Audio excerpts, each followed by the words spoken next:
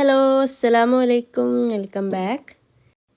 ഇന്നത്തെ സ്പെഷ്യൽ കണ്ണൂർ സൈഡിലൊക്കെ ഫേമസ് ആയിട്ടുള്ള വെള്ളപ്പോളാൻ്റെ റെസിപ്പി ആയിട്ടാണ്. അപ്പോൾ വീഡിയോ ഒന്ന് ഫുള്ളായിട്ട് കണ്ടുനോക്കാം. എൻ്റെ ചാനൽ ആദ്യമായിട്ട് കാണുന്നവരാണെങ്കിൽ ഒന്ന് സബ്സ്ക്രൈബ് ചെയ്യുക. അപ്പോൾ ഇത് ഉണ്ടാക്കുന്നതിന് മുമ്പ് ഇത് തലേന്ന് ഒന്ന് കുടുക്ക പുളിപ്പിച്ചെടുക്കണം.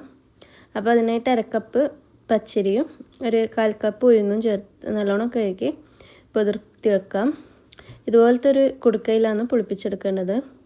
ഒരു 8 മണിക്കൂറെങ്കിലും ഒന്ന് പുളിപ്പിച്ചെടുക്കണം. അപ്പോൾ അതിനായിട്ടൊരു ജാറിലേക്ക് പുതിർത്തി വെച്ച് ഈ പച്ചരി ഇട്ട് കൊടുക്കുക. അതിലേക്ക് ഒരു സ്പൂണ് ചോറിട്ട് തേങ്ങ വെള്ളമാണ് ചേർത്തിട്ട് അരക്കേണ്ടത്. വെള്ളം ചേർത്ത് അരക്കണ്ട, തേങ്ങ വെള്ളം ഉണ്ടെങ്കിൽ അതാണ് ചേർക്കേണ്ടത്.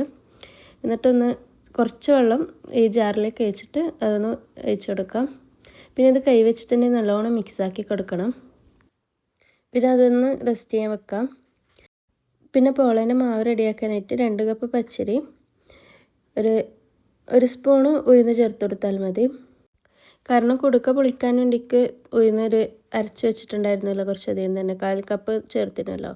അപ്പോൾ ഇതിലേക്ക് 1 സ്പൂണ് മതി. 2 കപ്പ് പച്ചരിക്ക് 1 സ്പൂണ് ഉഴുന്ന് ചേർത്ത് കൊടുക്കാം.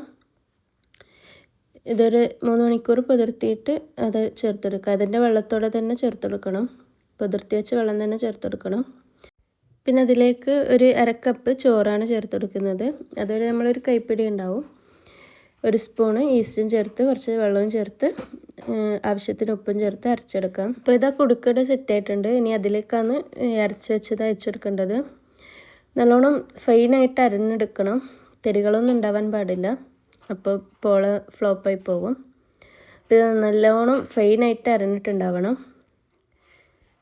പിന്നെ ഇതിൽ നല്ലോണം മിക്സാക്കി എടുക്കണം. മിക്സാക്കുന്ന ടൈമിൽ കൈ വെച്ചിട്ടോ സ്പൂൺ വെച്ചിട്ടോ മിക്സാക്കി എടുക്കാം.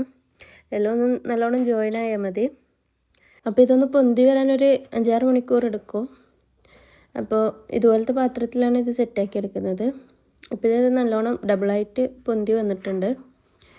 ഇനിയിപ്പോൾ ആ പാത്രത്തിലേക്ക് കുറച്ച് വെളിച്ചെണ്ണ തടവി കൊടുക്കാം. വെളിച്ചെണ്ണയോ ഗീയോ ഏതെങ്കിലും ഒന്ന് തടവി കൊടുക്കാം.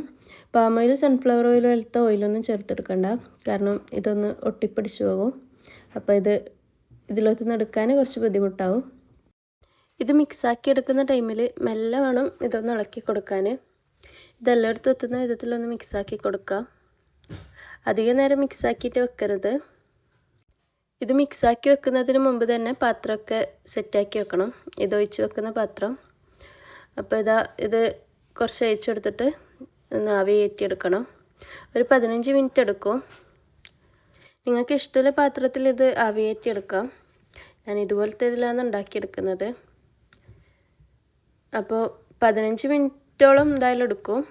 അത് ഓരോ പാത്രം പോലെ ആയിരിക്കും. പിന്നെ ഈ ബാറ്ററിലേക്ക് കയ്യിലുകളൊന്നും ഇട്ട് വെക്കരുത്, അപ്പോൾ ബാറ്റർ താന്നു പോകും. അപ്പോൾ ഇതാ ഇവിടെ റെഡി ആയിട്ടുണ്ട്.